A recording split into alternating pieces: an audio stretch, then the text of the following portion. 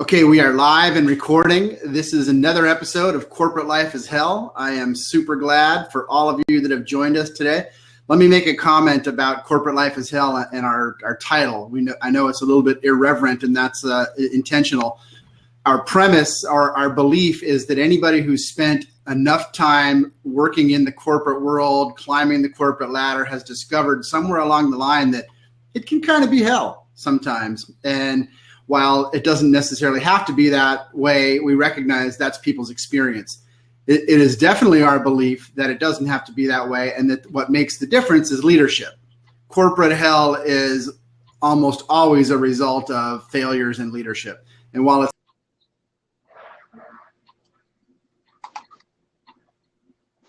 it's easy to point at the other. Oh. Yeah. Hey, Carl, what's up? Well, you dropped out on us there for a second. Oh, must have been my internet there for a second. So anyway, that's our premise, is that you have the power to make a difference in your corporate experience. And so there we go. We actually have we've got a second person from Morocco, and he wants to join. So I'm going to let him in here and see what he has to say. We're expecting a guest today. His name is Troy York, and he is the founder of Emergent Essence Dynamics. And he does a lot of work with conflict resolution, creating from conflict, and sort of the merging point of coaching, leadership, and relationships. And what all of us know is that usually corporate hell is a result of poor relationships. So, oh my goodness, we've got Troy York joining us right now. He's got the egg. So I'm excited to hear from Troy because he does a lot of work with the interpersonal dynamics, and frankly, I think that's what gets in the way of a positive experience inside the corporate world. There he is. Troy, how are you doing? I had a lot of trouble getting in here, so sorry. That's okay. Yeah. That's okay. We're always dealing with the technology, so we appreciate you sticking with it and getting in here. Okay. So you've got a nice glow above your head. It makes you look angelic. Oh, great. Thanks. So Troy, I'm going to come back to you for an introduction in a moment, but let me get my two co-panelists here to introduce themselves as well. Why don't we start over? Let's start with Laura. Laura, tell us where you're calling from and who you are. I'm calling from the Madison, Wisconsin area, and I am a leadership coach and HR consultant. Near and dear. Thanks, Laura. Thank you. Hey, Troy. Yeah. I'm sorry. I meant to say, hey, Carl. Okay. Carl. We look so much the same. We heard Carl. Let me tell everybody my issue, which is that I can't multitask. So I'm over here reading what Fred has to say and trying to speak at the same time, and that's when I lost it. But you made a comment about hair, and I just can't resist this. I got to say so. Carl's got the hair on the side. Troy's got the hair on the top. Yeah, that's right. We could put you guys together. Yeah, like that's going to fix it. Carl, tell us where you are and who you are.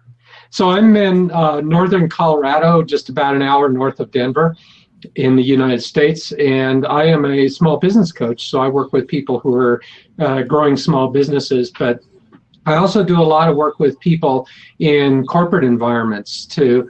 I've done a lot of career coaching. I've done a lot of management and leadership facilitation and training. And so this is an area that's near and dear to my heart because a lot of people struggle with corporate environments. It's a really tough thing for some people to learn through, but we've got some powerful messages here that we cover in these sessions. So that's why I like being a part of these discussions. Yeah, well, thanks for being here again. I know you've been consistently with us on the show and appreciate your perspective.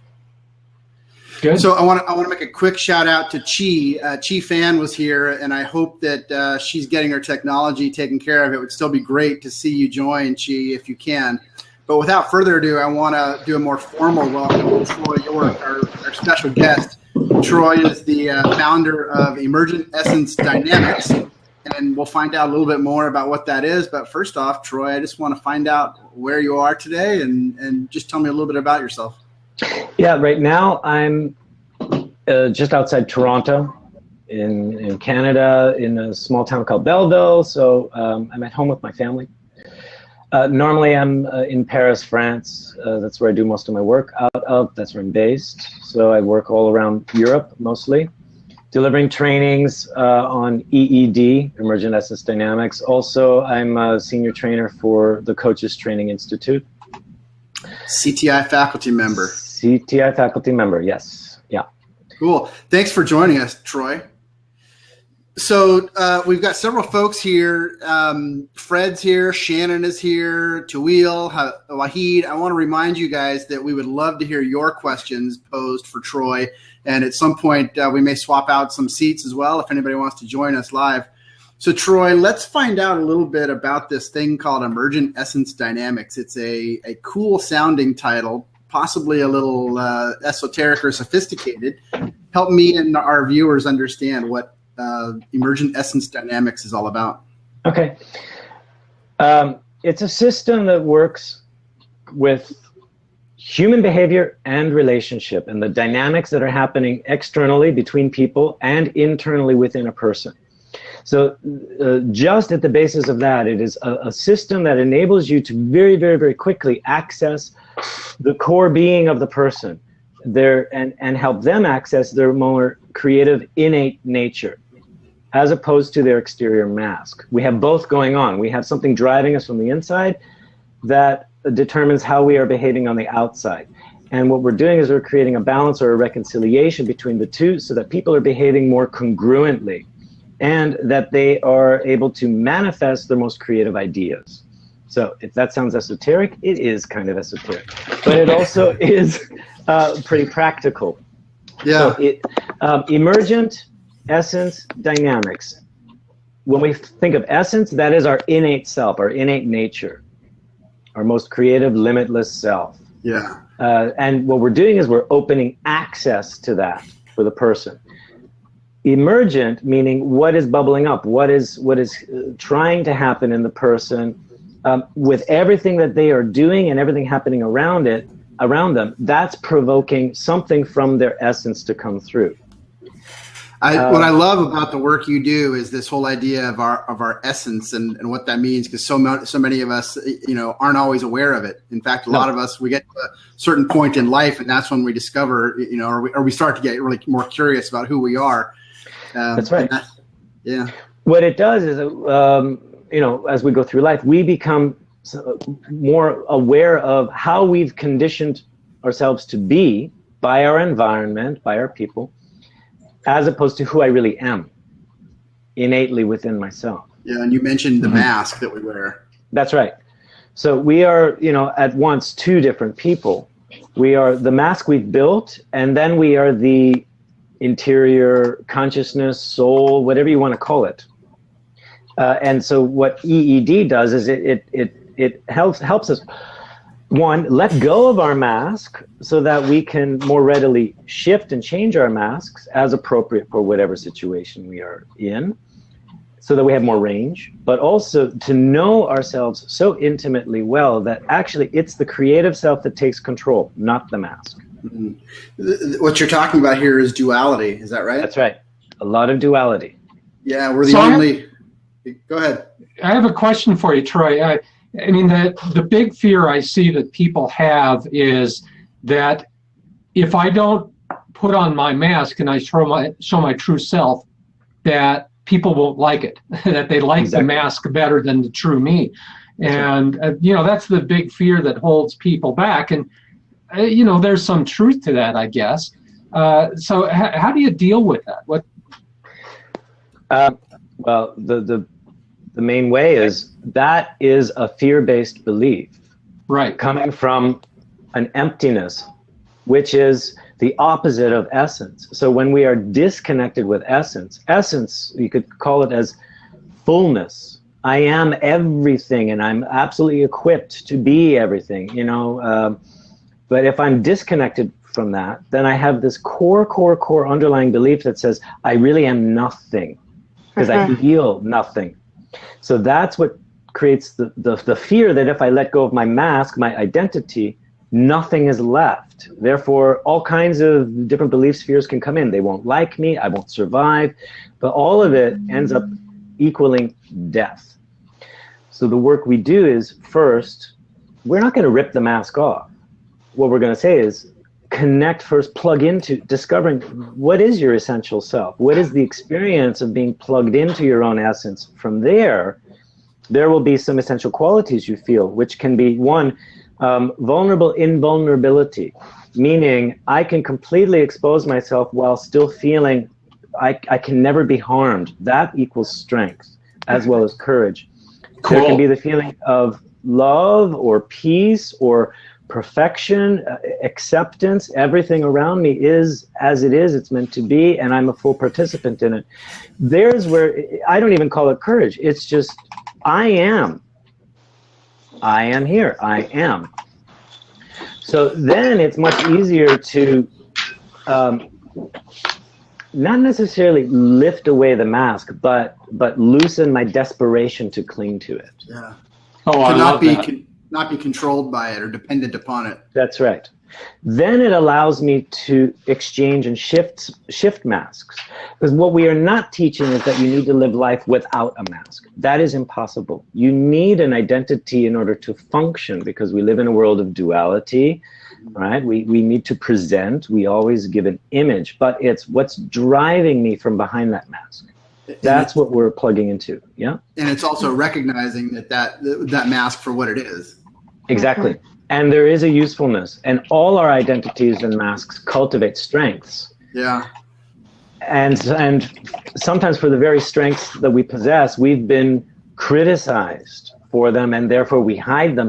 But it's only because they've been criticized by someone else's mask, and that's been fear-driven, right? We've made it uncomfortable for somebody else or inconvenient for somebody else. They squash us down. We believe it so that they can function without dealing with themselves, frankly. So this is something that happens very early on. You know, it happens with our family dynamics. It happens with friends. It certainly happens with school, and I think it definitely happens in the corporate world, which is the context of this show. So this is something I hear a lot about when people talk to me about corporate life being hell and not being fulfilled. So much of it is tied to I don't feel like I can be myself.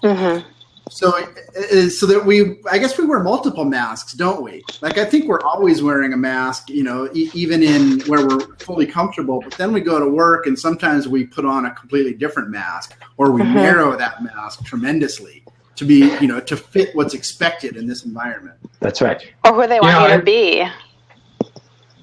Who they want you to be, or who you think you should be.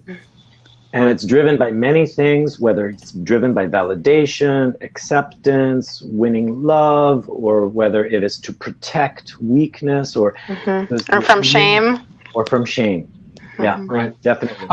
I really love Fred's comment here about the second principle of leadership: know yourself, appreciate your inner strengths and shortcomings, and pursue continuous self-improvement.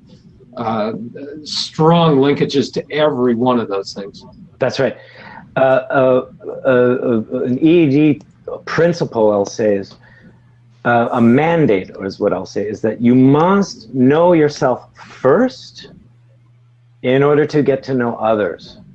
And this can apply to coaching, this can apply to leadership, conflict resolution, mediation, etc.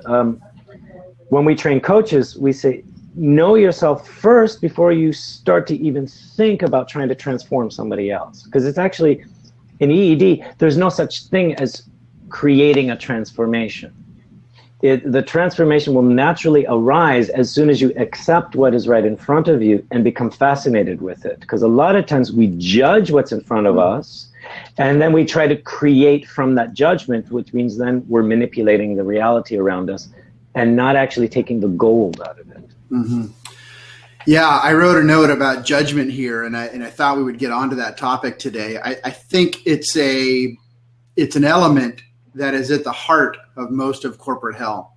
It's that feeling of being judged. It's the very real practice of judging and evaluating people. And certainly in a corporate setting, you have to make decisions about who does what work, about who you invite into the organization and to be a paid member of this organization and all those things.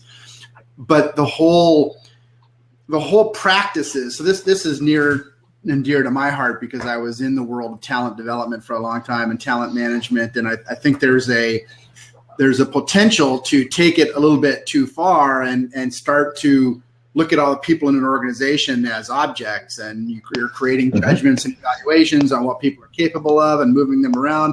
And then suddenly in the name of development, you're actually stifling people. I don't know if you guys have seen that at all, or what your thoughts are on it. And by the way, before you answer, I want to say we now have an open seat. Laura has given up her seat. I want to thank Chi for trying to get in. She's not going to be able to because of her technology. Chi is who introduced me to Troy. So Chi's going to stay in the chat. But what we're going to encourage is if anybody wants to come online and ask Troy a question directly or the panel, please go ahead and do so. But back to my question about judgment and the way we manage talent, manage people in companies. So what is the question around that? Because it's a good area to explore. I talked my head off there and then lost the question in all of that. I think I guess the question is, how do you get around that in a corporate environment? How do you do the work you need to do to make the decisions about people without losing the humanity of who those people are? Yeah, I think it's even related to what FM Oben is saying. There's a difference between a mask versus the accepted roles that a leader must play. Yeah, that's Fred, by the way. Or Fred? Okay, Fred, yeah. Judgment according to what? Okay, so if you know yourself, you know who you are, you know your limitations, you know your strengths, you know what you want, you know your direction. And you make a choice, you make a decision on where you are going, what you're going for, and therefore that tells you what I need to gather around me, what I need done, who I need to be with. That gives you a good anchored criteria to come from. Then what we teach is now you need to so you're coming from a strong point of view and you give that strong point of view, but then you need to invite the response from others, from your environment, and you need to cooperate with it from your strong point of view. If you come from a strong point of view, you're inviting their strong point of view. That's not necessarily going to create conflict. It's if you're trying to impose your strong point of view and expect someone else to absorb it without being open to learning from them or allowing yourself to be affected, to be influenced. This is one of the hardest things that we train is allow yourself to be affected without fearing that you're going to lose yourself. Yeah. Ooh, that's good. It is good. I mean, this is a theme that I see over and over again. I wrote down before the show to talk about the need to be right. So often I'm working with clients and they have the answer, they know what needs to happen, and they get stuck in their inability to convince people of a course of action. Obviously, a lot of the answer is opening up to what's over there on the other side. And it can feel vulnerable, yet if it can be vulnerable to allow yourself to be affected or influenced or to listen to feedback. But remember, if you are a leader, you are the ultimate one who makes the executive decision in the end. But when you are open to the influence, to the input, when you are creating a group around you that feels invited, and when they feel valid, and then you're willing to be influenced to a point, how does this fit with the direction we must go? And am I sensitive and smart enough to know when that direction must change because I'm listening to my circumstances and the environment around me? Mm-hmm. The paradox is I'm also here to create a new reality. That's what leadership is about, is creating a new reality that doesn't exist yet. So, you've got to send out an intention, but you also have to respond and create from what you get back. That's right. If you're unwilling to respond, all you're going to be doing is bulldozing. If all you're doing is waiting to receive feedback, you're actually going to get no feedback because you're sending nothing out. Yeah. Does that make sense? Absolutely. You got to engage. You got to create some conflict in a way to create from that conflict. Yeah. Well, and the other thing that I pick up about the vulnerability you talked about was that that same vulnerability is what creates the relationships. It is. It's what makes it human. Yeah. Right. Yeah. I mean, you're not going to develop relationships with somebody unless there's a little bit of vulnerability on both sides, and you're taking a little bit of risk and being a little more honest, a little bit more open. Not completely, I understand, but to be able to say, you know, I am a distinct person from you. That's good. I understand that you're different from me. Fantastic. And, you know, yeah, there's a little bit of risk there. But honestly, that's how else do relationships even get developed? Right. We talk about being in our bubbles or our spheres. And a lot of us approach relationships from a closed bubble, meaning I'm in my sphere of reality, right? That's my identity. It's filled with my opinions, judgments, conditioning, etc. And it's like I'm seeing the world through a bubble where the world I see is on the screen of the bubble. Mm-hmm. And I keep it closed in order to protect my reality that I've cultivated for myself, and I'm protecting my identity. If I allow something in, that means I'm making myself vulnerable because I have to crack open that bubble to let something in. And so we do work hard at keeping it closed. So what happens is everyone's walking around in their own bubble. Mm-hmm. And this is how they're in relationship. Boom, boom, boom, boom, boom. Bouncing off each other. They're bouncing off each other, and they're expecting the other person to let them in. But that person's expecting me to let them in, so that's why like nobody's going to be first, for example. Right. Yeah. So let me ask you a question, Troy. You know, some of the examples you gave were about people who have designated leaderships in a company, but one of the spaces we're exploring with this show is around people who have no power of position and yet need to and want to display leadership, even if it's just in their own personal career direction or with their sphere of influence. So, you know, how do you translate this for people who have no power of position at all and yet want to display leadership? No hierarchical power. Right, no hierarchical power. Right. Well, everyone influences their immediate environment and their reality. That's first and foremost. Even if I've got a boss that tells me what I'm supposed to do, well, that's according to my role. So I fulfill my role. But what I do with my role, how I color in between the lines, like the role just defines the lines. That's the black and white drawing. That's the square and the circle and the triangle that I can draw on a piece of paper. But how I influence my reality is how I'm going to color that square, that triangle, that circle, how I can move it around within my parameters. And then who do I need on my own personal team, whether this is at work, at play, at home? I'm the one who ultimately defines my destiny, my reality, so I can influence everything around me according to my will, my desire. So now, as far as leadership goes, for every leader, you need a follower. Mm-hmm. And you know, today, everybody's saying, everybody's a leader. Everybody can be a leader. Well, then where do the followers go? That's an imbalance in the duality. If everybody's insisting on being a leader, you've got a vacuum. Somebody's going to be forced to follow. They don't embrace it. Now they're going to rebel. And now they're going to undermine all the authority around them. And now all you've got is this big clamoring to the top of the pyramid, and nobody knows where the top is. Do you understand? Hey, Troy, can I throw a challenge in there, just a small one? Yeah. What you're saying makes complete sense. If everybody is looking to lead from the front, to be the one to set the direction, you get no followers and everybody going in opposite directions. But I'm curious about this idea of when is being a follower actually an act of leadership? Yes. When am I making a choice to be responsible for what I'm going to do, and what I'm going to do is actually to follow this other person?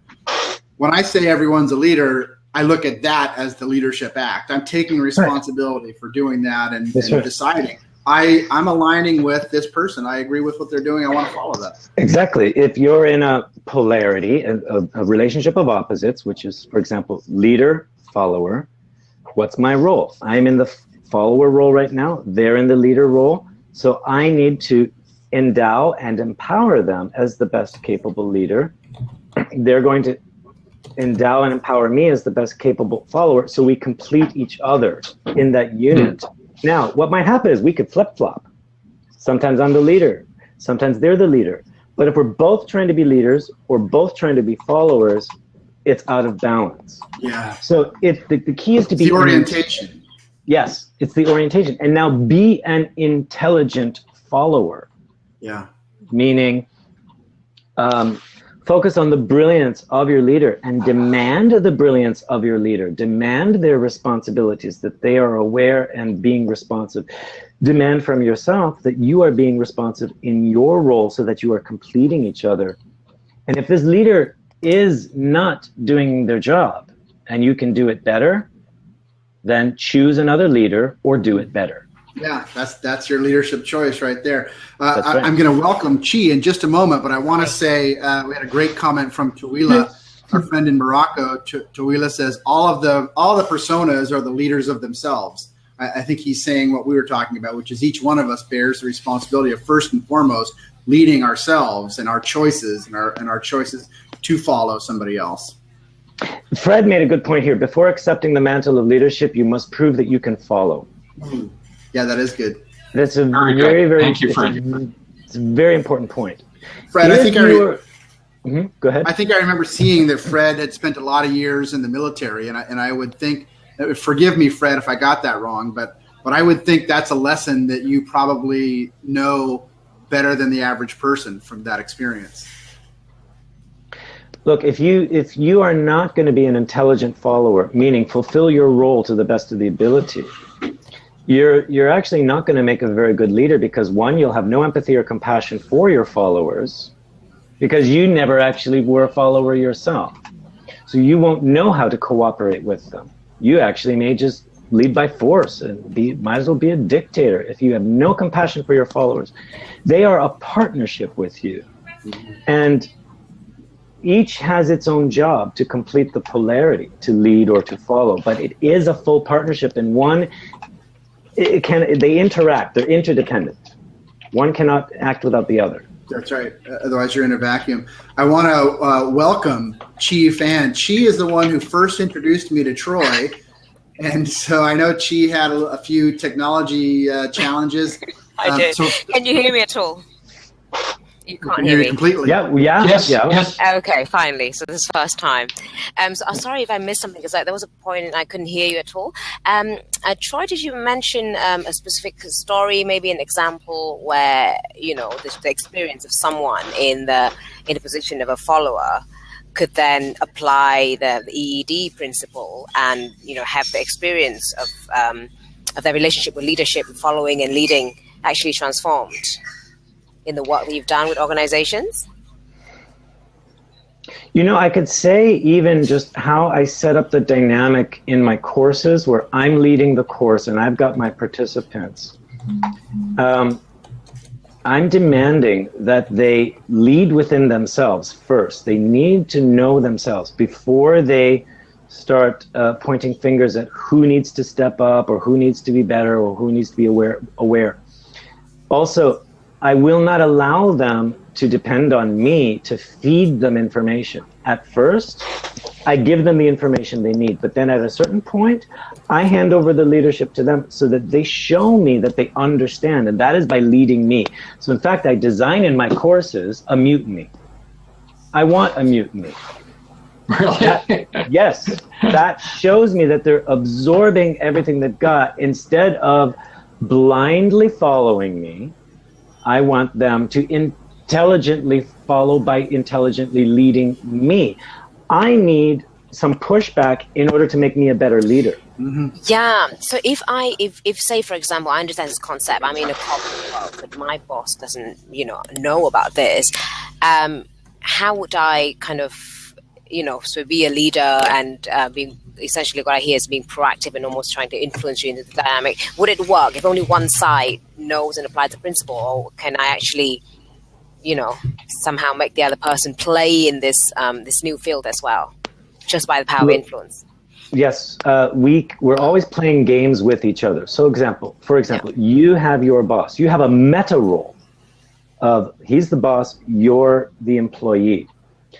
But then there's another level of role play where you can be the boss of him and he can be the employee to you. That doesn't change the meta role, but in the dynamic of the way you're behaving together, that may flip-flop and switch. So in fact, that's how you can keep your boss on his toes, how he can keep you on your toes. A classic example, you have a mother and a daughter. That's the meta role, but sometimes it's flipped where the parent is acting like the child and the child is acting like the parent. Yes. And in order for the child to grow up, the parent must endow the child as a parent sometimes. Teach me in order so I can teach you, right? So I don't know if I'm answering your question exactly, Chi. What were you wanting to add there? Yeah, so if I'm an employee and I know that I have the power to switch the dynamic, right, by myself, what is the intention out there? So, for example, I'm feeling like, okay, I want to step into my, my leadership, my inner leadership in order to follow better. But I feel that, I want to change dynamic a little. And the other person is not at all aware of this, the essence, dynamic, and everything. How can I have the intention such that someone who's completely new or unknown to this concept could somehow work with me in building this healthy relationship rather than, right, playing the old game? Number one, don't expect them to be a better person. Be the better person yourself, meaning access your own essence, be willing to get beyond your own mask.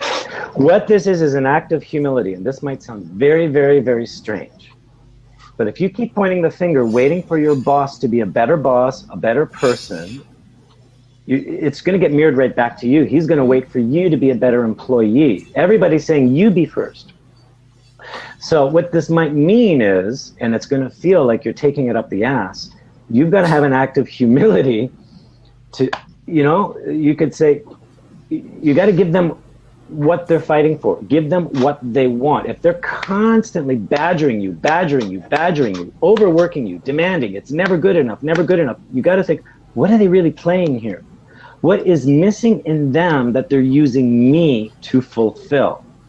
Is this a lack of confidence? Is this, why are they so fearful? Why are they so overly powerful and overcompensating, right?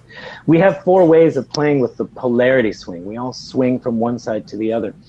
What it's doing is, if you can call the bluff, call the game, then you drop into your own essence. They'll drop into their own essence automatically. Might be for 1 second. But if you crack it open a bit, where you get the humanity in them, then you engage from that humane place. Then the mask will come back on, but with repeated effort of crack and engage with the essence. Crack and engage, they actually begin to soften. Crack and engage. Yeah, crack and engage. I like that. I like that a lot. One of my assistants, we were, trying to do some negotiations within a larger organization, and she went in there and she said, I'm just going to play the polarity games. I'm going to play the games. This guy, real all important, just sitting back, and everything she told him, it was just not good enough, wrong. We do that already. We don't need this. Who are you, little person? Who's playing a status game? So she just poked around. What we do is we aggravate the game to, like, okay, if he wants to dominate me, let him dominate me. In fact, I'll be even more submissive so he can dominate more. I want to see where this game goes. We just want to find out what it is. At some point, she could identify the game. Then she just said, now I'm going to give him exactly what he wants. And so just at one point, he's going on and on and on. And she just said, I have to interrupt. You're absolutely right. Everything you're saying is absolutely right. We are just the little guy. He went, huh? Yeah. And at that point, she said, what can we create from there? I love this because I learned this in improv as well. You have to lose on a scene to make it interesting. Well, you have to be willing to lose. Willing to lose, And sorry. You have to be willing to lose. Absolutely, 100% willing to lose. It's ironic that the moment you let that go, there's where you drop and it turns right around. That's why I say it's an act of humility. It's like wherever you feel you're digging your heels in the ground and saying, I will never let that go. We call that death's door. That's actually the door you need to go through for things to flip. Yeah. Fred, it sounds like you've got a pretty good insight there, but I don't know what the 10th man rule is. Maybe you can add that for us. So this has been a great discussion. Some of it has been how do we make this practical? And I know Shannon was very engaged. She just had to run, so she's going to miss this answer. But here's my question for you. How do I get better at doing that crack and engage dynamic? How to help me figure out how I can more often have the courage or have the will or whatever it takes. What does it take for me to crack? Be the first to crack more often. Do you want my marketing answer? You got to take module 2 of EED because that's what it's all about. I mean, we spend 3 whole days on just that because it's a tricky game. It's a willingness, right? I mean, it's a willingness to be vulnerable, to, I think Chi just said, be willing to lose to win a conflict. That's the thing that me personally, I'm so conditioned to not want to look foolish, to not want to lose an argument, that just even knowing the power of, letting go of that, I still can't do it. Often I can't do it. Yeah, and I just want to mention something as well. So I've just started a listening club, and the idea of just learning to teaching people to create that space, right, to see what is there. Because a lot of time we cling so hard to the words that are being said, and then obviously, as you say, having your own lens in. But if we actually allow a bit of space to see, what's actually there, and creating this, this big space to listen and be with the other person, their essence and everything behind their words, in between their words and above their words. I think that's where I think we can then apply your dynamics principle, because you have to see the picture and you have to be willing to create that space. That's right. Very much like mindfulness, actually. Yes. One of the first things we teach you are 8 stages of being in truthful relationship. First thing is to recognize what's going on. Now, what we normally do, as soon as we recognize it, we judge it. That's our natural reaction, is to judge what's happening. But the mistake we make is creating from the judgment. So we say rather, go back to recognizing what's here. All it is just answering the question, what is here right in front of me, or what is happening? Then to move into acceptance. Meaning, no need to change it, no need to modify it, quantify it, or qualify it. It is what it is. It doesn't even mean you have to like it. So here's what it is. You're nodding your head, right? You're smiling, Mike. So that's it. You're laughing. That's it. That's what it is. Then without adding meaning and interpretation. Nope. Yeah. And it's not even needing to like it. Yeah. But it's just, this is the fact. Then become fascinated. What's fascinating about that? So that now I'm actually entering in your space with my fascination. Then I take something back by going into appreciation. Hey, we got these 2 guys who just jumped in here. Perfect example of this is what's here right now. Yeah, it's what's here. Hello, gentlemen. Who are you and where are you? Do you hear me? I'm from Morocco. Morocco. We do hear you. Yes. Go ahead. Do you know it? What? We know I Morocco. can't hear you. We do know Morocco. So where are you from? Well, I'm from London. And I'm from Dallas, Texas. From Canada. Yes. You've just joined us. I'm wondering if you've been listening to our conversation, and if so, what do you think? It's really good. A friend of mine tell me about this website, and I'm just new. I'm a new. You're new to Blab. Yes. The website Blab. Yeah, this is hey, this is the power of it. Is that anybody in the world can jump into a conversation. Is your name Amine? My name is Amin. Amin. Amen. Amin. Yes. Amin. Amen. Like in the Bible, when you say Amen. Yeah. Amin, thank you very much for joining us. So, thank you too, Mr. Okay, do you mind Mike. all right. Would you like to ask a question, or shall we give your seat to somebody else? I can't hear you very fine. Okay. Okay. Let's try it again sometime when you have a good connection and you can hear us and we can have a dialogue. Yes, of course. Okay. Thank you, Amin. Thanks. Love that smile out there. Yeah. Okay. Do you want me to back up? Yeah, if you could, and we're sort of at the end of the time, so we can put a little cherry on it, wrap it up, and give some folks some advice as we head out and do this. Okay. In the world. These 8 stages are helpful for working in a dynamic, and then I've got a couple techniques of how to find out what the dynamic is. I can just name that off quickly, and then we can wrap it up. That would be helpful. Okay. So here's a great real time experience with Blab. Fred's pointed out there's a group of kids from Morocco jumping onto all the Blab. So we're not the only ones. Yeah. They're just feeling it out. They're doing the window shopping. Yeah. I like it. Yeah. Okay, so the 8 steps that we're going to hear about are recognition, acceptance, fascination, and then appreciation. That's your take. So when you accept something, you just say that's what it is. Fascination brings you into it. Appreciation, you take something out and say, there's value in this.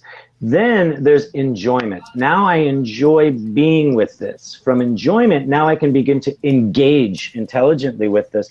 Then we can start participating together because I allow it to affect me while I affect it. Now we are creating something. That is truthful relationship. Yeah. Recognition, acceptance, fascination, appreciation, enjoyment, engagement, participation, creation. So what this does... I've just typed all that. you should, good. Hey, thank you, Chi. You are fast. So here's what that does for me, Troy. It actually motivates me to look at taking your course at some point. Yeah. And that's, I think, where I want to go next is to ask you. So we're going to wrap it up here, but why don't you share a little bit with folks where they can find more information about you and your company, and if somebody wanted to engage in emergent essence dynamics, how might they do that? Okay. We have a Facebook page. So go to facebook.com/emergent with a T .essence.dynamics. And if you look in our notes section, there's descriptions of the modules. If you look in our events section, it shows the upcoming courses that are coming up. We also have a link where you can subscribe to our mailing list. You can also email me directly, coach@troyyork.com. And I can send you more information, registrations forms, etc. We are having courses in Toronto this coming spring, starting in April, in Paris and Heidelberg, Germany, starting in February, and in Barcelona, again this November and in February, but these are in Spanish. Beautiful. Troy, who are good candidates for this course? I know you do a lot of work with coaches, but it's beyond that, right? Coaches, facilitators, leaders, team leaders, mediators, therapists, energy workers, anyone working with human relationship, human interaction, and human dynamics. It's helpful for all of it. And we're now, starting in 2016, developing application courses. So you learn the core EED system, and then it applies to conflict resolution. We've created a sales course, how to improve sales conversations and negotiations. We're going to have a group facilitation course coming up. So it's expanding. Yeah, and it applies across the board. Yeah, and I should also say, actually, this course or the principle of it should apply to everyone because we all struggle with relationships and Yes. conflicts, and especially even the simple context of a family, right? So, Yes. in a sense, I mean, I really long for this principle to become something that's accessible and simplified, maybe, so that Yes. it would grab an ordinary person. Oh, going down, yeah, that's relevant, and and I can use that even though I'm no leader, I'm no facilitator. I have a life, I have relationships, and that's That's why right. this is important to me. The thing that makes this system distinct is that it is immediate. It Yeah. cuts the bullshit. Because a lot of times our masks, our identities, spend a lot of time circling around what the bullseye is, whereas EED allows you to crack it right into the center while still staying strong and still flexible. So even with coaching, it speeds up coaching like crazy. It speeds up leadership. I tell you, I've been through a lot of change in my life, and I've also been through periods of time where, I think maybe because of fear, I wasn't changing very much. I've always been aware of the masks that I carry around. It was only until later in life that I discovered the power of cracking it open, of letting it go, of temporarily taking it off and being seen and seeing others without their mask on. And it's so scary, but it's so liberating. It's like, I can't imagine living life not able to do that. Yeah, this is ultimately, I think what we're moving towards is what has naturally been arising is we're not doing transformation, we're doing reconciliation and release. Transformation comes out of a reconciliation with ourselves first. Mm-hmm. Then when we're in a reconciled place, we're in a different way of relating, and then that starts to create reconciliations in relationships. It allows the relationship to evolve and move to a new level. There's always a game that we're playing in the relationship. Where it becomes painful and where it's a struggle is when we're playing the same game over and over and over again, and neither of us are budging. As soon as one can loosen it up and budge, the other reflects it, then we can find out what's the relationship really want. Something gets reconciled. Now we've got a new game to play because we've got a new lesson to learn. That's evolution. Yeah. Troy, I want to thank you so much for bringing this to us and to all the folks watching. Thanks for making the time to do this. This was a pleasure. Enjoyed it. Chi, thank you for getting on and overcoming your tech challenges and for introducing me to Troy. Oh, thank you guys for letting me on. I mean, I'm so glad I finally managed. It took me more than half the time.